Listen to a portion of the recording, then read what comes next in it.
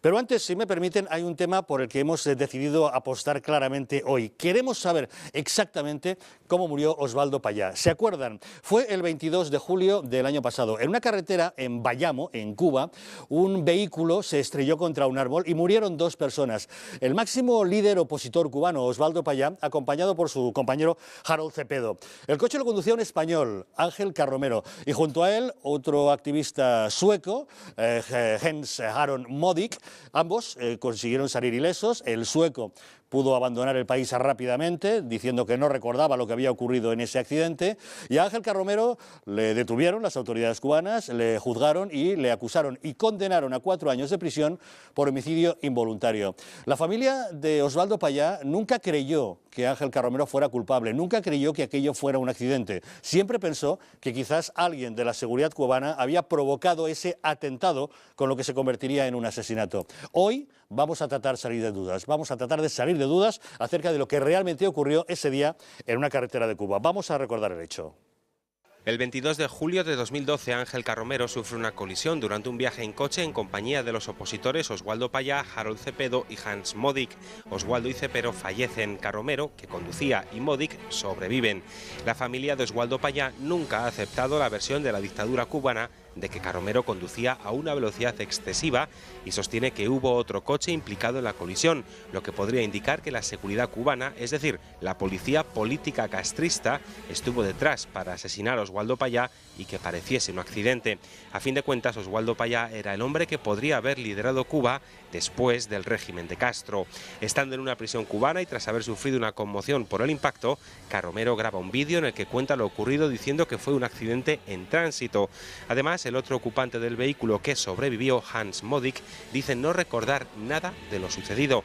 Por su parte, la disidencia cubana reacciona ante esa grabación y habla de presiones a Carromero para que acepte los cargos que la dictadura le imputa.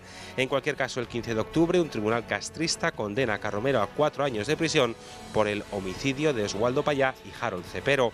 Una condena que sigue dejando abiertos todos los interrogantes sobre la verdad de lo que ocurrió ese día. ¿Qué pasó realmente? ¿Cómo murió Osvaldo Payá y Harold Ceppedo? ¿Fue un accidente o fue un atentado? ¿Fue un asesinato? La hija de Osvaldo Payá se encuentra en España, Rosa María Payá. Ella nunca ha pensado que fuera un accidente y ha tenido ocasión incluso de entrevistarse con Ángel Carromero. Rosa María Payá, muchas gracias por acompañarnos esta noche. Muchas gracias. Su padre, Osvaldo Payá, era un líder opositor, líder del movimiento cristiano Liberación, respetado, querido. Es más, todo el mundo consideraba que quizás sería el primer presidente de una Cuba libre en caso de que eso llegara a producirse. Está claro que a más de uno le molestaba su presencia, ¿no? Sí, en el momento en que mi padre y Harold Ceppedo mueren, pues en primer lugar las amenazas de muerte se habían hecho ya más intensas y más frecuentes, pero además ellos estaban inmersos, como estamos inmersos nosotros como Movimiento Cristiano Liberación, en la iniciativa del Camino del Pueblo, que es la respuesta a esta aparente apertura que nosotros llamamos cambio fraude, porque estas reformas pues no han traído los derechos para los cubanos. La realidad es que la sociedad cubana no ha cambiado. Los cubanos todavía no pueden votar libremente, no pueden expresarse libremente, no pueden asociarse libremente, y el Camino del Pueblo y el Proyecto Varela y el Proyecto Heredia, que son iniciativas legales para que en la ley se respeten esos derechos, pues bueno, era el programa en que estaban inmersos tanto Harold como mi papá. Y por esta razón era que estaban recibiendo estas amenazas de muerte y esta persecución tan evidente. ¿Diría usted que su padre se convirtió en el enemigo público número 1 del régimen castrista?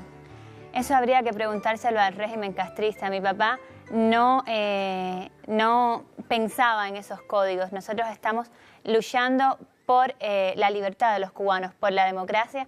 Están en este momento, pues es Raúl Castro quien está en el poder, esté quien esté. Nosotros lo que queremos son los derechos para el pueblo. No es una lucha partidista, es un problema que es más humano que político. Justamente por eso su padre recibió esas amenazas. ¿Creen que en alguna ocasión habían incluso llegado a intentar atentar contra él? Bueno, 2 meses antes de que muriera, mi padre y mi madre estaban manejando por La Habana, muy cerca de mi casa, y recibieron un impacto por detrás también de otro auto, el carro de la familia.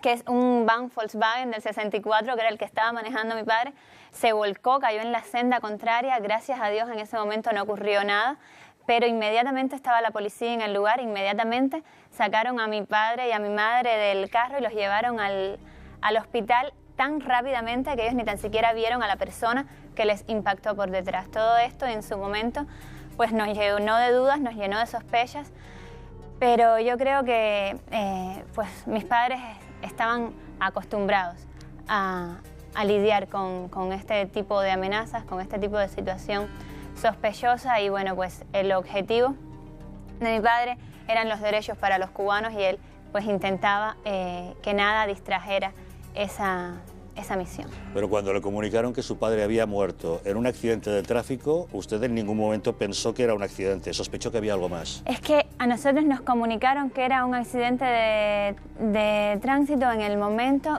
que mi mamá y yo estamos en las oficinas de medicina legal recibiendo el cuerpo. La manera en que nosotros nos enteramos de que algo ha ocurrido es a través de un mensaje de texto que nos llega desde Madrid, nos llega desde Regis Iglesias, que luego de hablar con sus amigos en Estocolmo, me refiero a las personas del Partido Demócrata Cristiano Sueco que recibieron los mensajes de texto de Aaron y de Ángel pidiendo auxilio, diciendo que estaban rodeados de militares, diciendo que un carro los había embestido y los había sacado de la carretera. Esa es la información que me llega a mí inicialmente, o sea que desde el principio yo sé que el auto en que ellos viajaban había sido embestido y había sido sacado de la carretera, y esto pues no es un accidente. Y había eventos muy contradictorios. En la primera instrucción, el instructor, el capitán Fulgencio Medina, relató que algunos testigos habían hablado de otro vehículo, al parecer un Lada de color rojo, que podía estar circulando en paralelo al vehículo de Carromero, embistiéndole. Sin embargo, luego esos detalles no aparecieron en el informe final. Nosotros desde el principio pues desestimamos la versión del gobierno, la desestimamos porque teníamos estos hechos que nos venían de boca de nuestros amigos, los que estuvieron en el hospital, los que conversaron directamente con Fulgencio Medina. Ellos nos contaron que cuando él leía las actas, pues en estas actas constaba este auto, pero además constaba que las personas de este auto sacaron a los extranjeros y que Ángel les decía quiénes son ustedes y por qué nos están haciendo esto. Todos estos hechos Ángel me los confirmó en una conversación directa y personal, diciéndome, pues sí, fuimos seguidos desde el primer momento, cosa que también sabíamos porque una página de Twitter que pertenece al gobierno cubano bajo el nombre de Joandri Fontana había ya tuiteado desde las 6 de la mañana, Osvaldo Payá sale para Varadero. No salía para Varadero, salía de viaje para el oriente del país, pero desde el principio pues estaba siendo monitoreado y seguido por la seguridad del Estado. Ángel todo lo que hizo fue pues confirmarme esos hechos. Usted ha hablado con Ángel Carromero. Él y solo él, además de Modic, conoce la verdad de lo que realmente ocurrió. Díganos exactamente qué pasó ese 22 de julio. Eso quisiera saber yo. ¿Qué le ha dicho Carromero? A mí, Ángel lo único que ha hecho es confirmarme pues, los hechos que ya le he contado. Me ha dicho que fueron seguidos desde el principio. ¿Existía otro vehículo? ¿Le ha dado características del vehículo? ¿Coincidiría con ese Lada rojo, presuntamente? Me habló de ese Lada rojo y me habló también de otro auto que también apareció en el lugar de los hechos y pues sacó a los dos extranjeros y se los llevó del lugar. Me dijo que no recuerda en ningún momento haber dado las vueltas que la versión del gobierno cubano indica, ni haberse estrellado nunca contra ningún árbol. Ese golpe que tiene el carro que salió en las fotos en la televisión cubana, él pues no lo recuerda ni lo recuerda Aaron Modic. Con lo que le ha contado Carromero, se confirma por tanto su sospecha de que se trató de un atentado quizás orquestado por la seguridad del Estado cubano. Mire, para mí Ángel es un testigo más, es una víctima más de lo que ocurrió. Él me ha confirmado que no hubo un accidente, pues ya lo sabíamos, porque teníamos estos mensajes de texto que no estaban en nuestro poder, estaban en manos de las personas que los recibieron, que nos los han hecho llegar hace muy poco tiempo y que ya pues los hemos publicado en cuanto los tuvimos en la página web del movimiento, que es www.osvaldopaya.org. Hay algo que sí quisiera decir y que me preocupa muchísimo: las amenazas de muerte que mi padre recibía sistemáticamente no han cesado con la muerte de mi padre y de Harold. Hace menos de una semana han llamado a mi casa, a casa de mi familia, para decir directamente: te vamos a matar.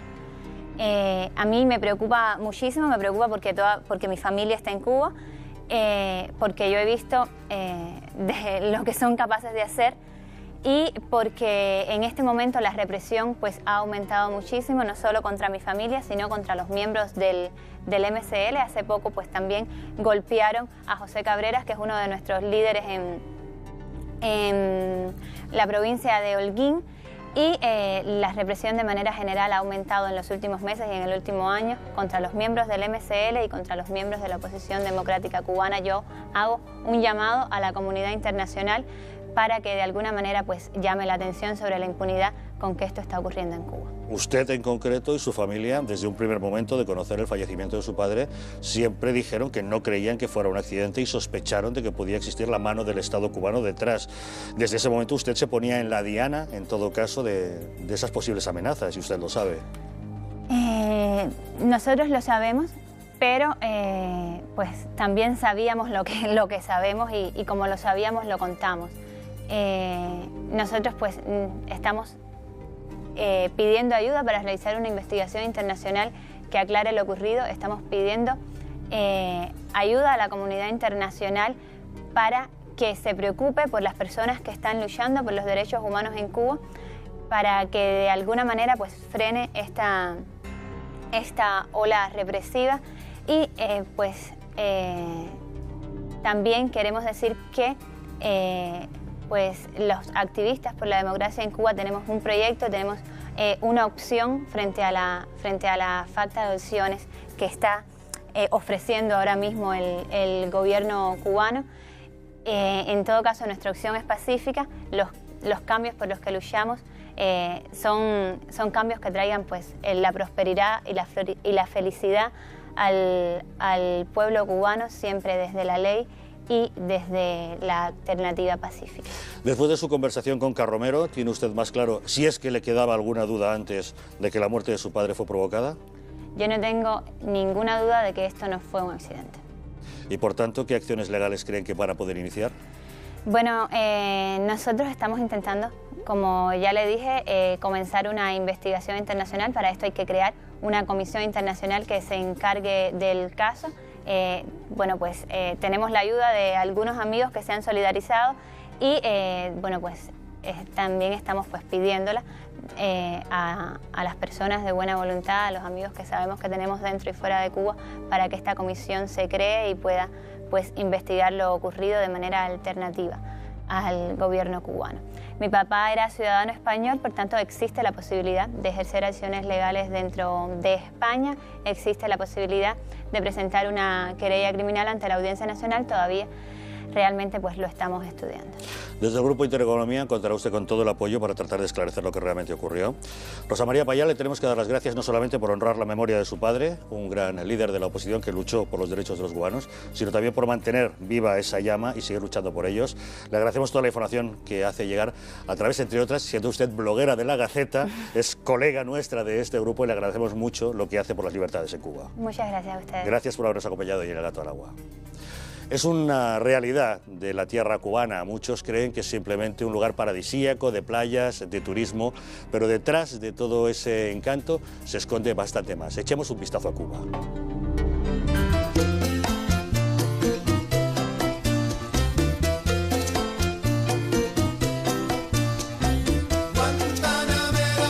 Destino paradisíaco para muchos, playas cristalinas, una gran oferta turística y un tiempo irresistible que hace que esta pequeña isla cercana a los Estados Unidos reciba cada año miles y miles de visitas. Ser turista es un lujo, pero ¿y cubano? ¿Cómo viven los nacidos en Cuba? Para ellos la vida en la isla no es nada fácil. El gobierno manda, el régimen es completamente dictatorial. De hecho, en el artículo número 5 de su Constitución dice así: el Partido Comunista de Cuba, martiano y marxista-leninista, vanguardia organizada de la nación cubana, es la fuerza dirigente superior de la sociedad y del Estado, una de las razones de la permanencia en el poder de Castro desde 1959 según las fuerzas opositoras al régimen. Ser periodista es una profesión de riesgo en Cuba, ya que el gobierno mantiene una férrea lucha por silenciar a aquellos que pretenden informar sobre la realidad cubana. Es el caso de Sebastián Martínez Ferraté, quien permaneció encerrado en cárceles cubanas durante 1 año y medio, o Guillermo Fariñas o Osvaldo Payá. Hace unos días se anunciaba la reforma de la ley migratoria, la cual eliminaba el permiso de salida, conocido como tarjeta blanca, y la carta de invitación que necesitaban los cubanos para viajar al extranjero, y ampliaba de 11 a 24 meses el permiso de estancia legal en el extranjero para no perder bienes en la isla y la posibilidad de retorno. Pero hecha la ley, hecha la trampa, porque las expectativas de algunos cubanos quedan limitadas, ya que al anunciar la reforma, el gobierno de Castro aclaró que, se tomarían medidas para preservar el capital humano creado por la revolución. Es decir, no es tal la libertad que se vende. Nuestra total solidaridad con ese pueblo cubano que sigue luchando por su libertad. Nuestro agradecimiento a Rosa María Payá, que nos haya acompañado, y ya la han escuchado. Ella está convencida que la muerte de su padre no fue un accidente. ¿Qué nos dicen hoy nuestros amigos, Ana? Pues, Javier, coinciden en ese aspecto después de escuchar a Rosa María Payá, que todo esto es muy raro, que es muy sospechoso y que hay muchas cosas que aclarar. También a través de las redes sociales, a través de Twitter, han opinado sobre otros asuntos que hemos comentado antes. Por ejemplo, nos decían que atacan sedes de partidos democráticos y luego tachan de fachas a los demás. Vergonzoso. Y también, Javier, interesa y mucho ese recurso que va a presentar el Partido Popular al Tribunal Constitucional sobre esa declaración soberanista que se aprobó en el Parlamento catalán. Por ejemplo, Carmen nos decía: la declaración independentista es un delito y hay que tratarlo como tal. Pues de ese recurso ante la declaración independentista vamos a hablar ahora mismo, y también les preguntaremos si es posible prohibir la utilización del burka o no. ¿Qué opinan? Ahora mismo volvemos.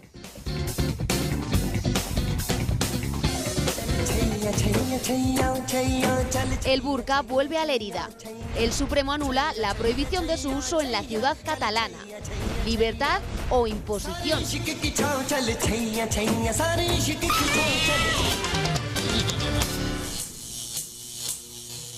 A velocidad excesiva y sostiene que hubo otro coche implicado en la colisión, lo que podría indicar que la seguridad cubana, es decir, la policía política castrista, estuvo detrás para asesinar a Osvaldo Payá y que pareciese un accidente.